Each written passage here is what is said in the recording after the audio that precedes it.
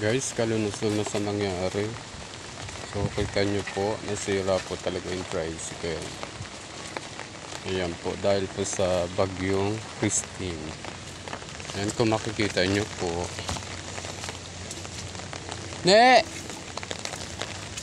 Kung makikita nyo po, ay kalunos-lunos na nangyari.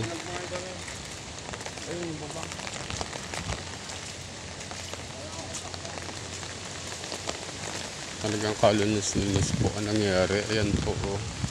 Susira po, tapos ang mga puno po ay bumigay. Tapos yung bagong gawang bangbang, ayan po, ito po ang nag-iitsura. Ayan po. So ayan po ang nangyari dito po sa amin. Yung bagong bangbang po ay nabuwal yung puno.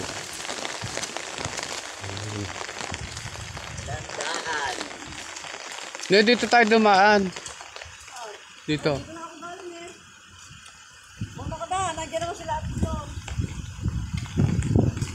Diyos ko po, Panginoon.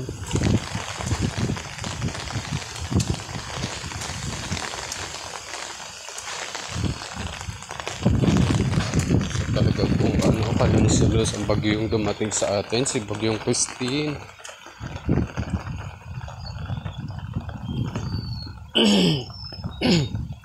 Excuse me po. Yan, ayan.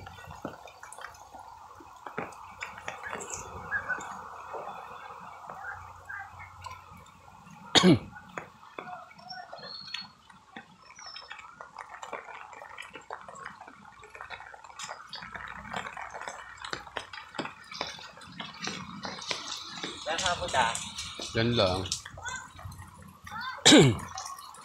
Bikong, tao ka.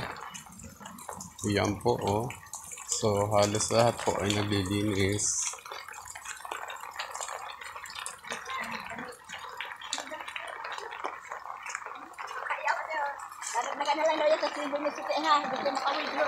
Madulas, Nanay Linda. Grabe, bumigay yung Star Apple kila kila Lola Sebia. Nakatuon po sa bahay. Yan. Yan.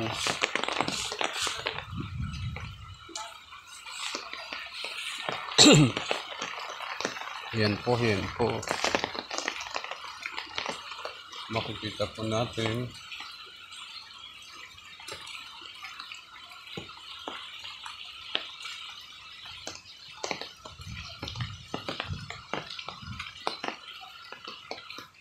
Sari-sari po.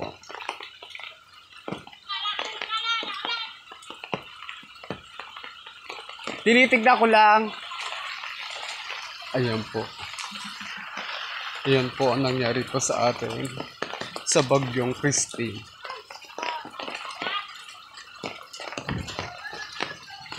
Matindi po ang pinsala ni bagyong Christine. Kaya lahat po ng bahay, ayan, nakikita nyo po. So, parang nalalansap, nag-ano po siya mga alas, ano na po, alas, dito po sa Sitio Canlubang po, sa Sitio Locomotive. Ito po yung disasters po na ano ni bagyong Christine. So, yan po. Kung nakikita po natin, ganyan po ang pinsala po niya. So, although signal number 1 na yata. Ha? Natumba yung aming yung aming mangga. Tapos pati Star Apple nakahapay kila Oo.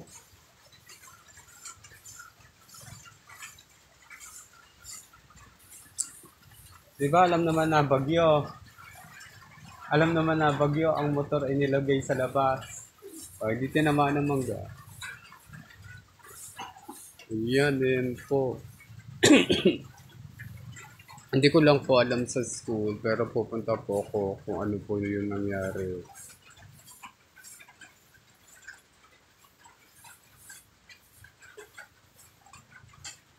Pupuntahan din po natin ng school para at least alam po kung ano po ang nangyari sa school or kung meron po bang maitutulong pa. Ay, ayan, ayan po.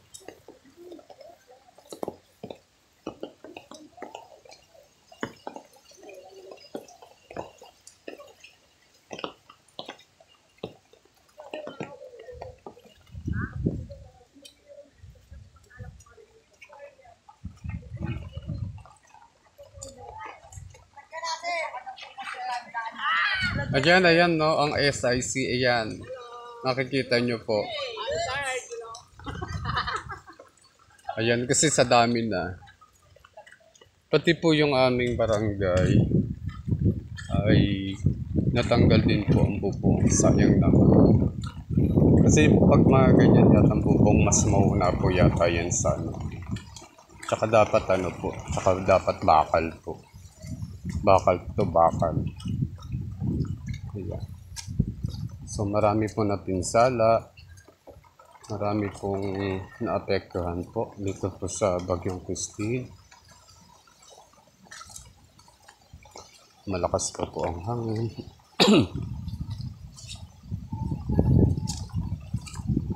Ayan.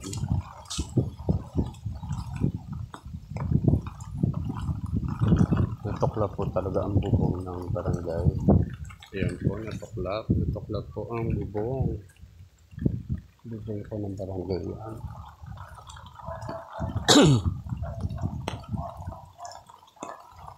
Na hindi kayo naabot dyan? Nay?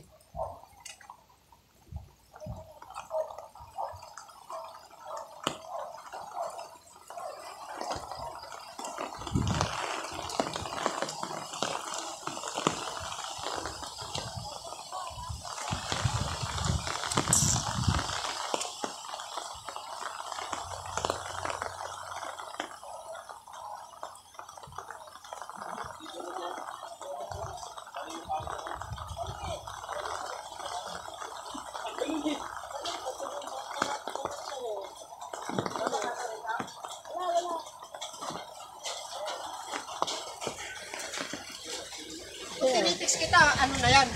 Kagabi? Kagabi pa ako nag-text yun pa. Yung alas 12, ang lakas na doon. Hindi na ako nakatulog eh. Inaano ko. Hindi rin ako makapunta dito. Gawa na ano. Lahat din doon sa amin, puro putol.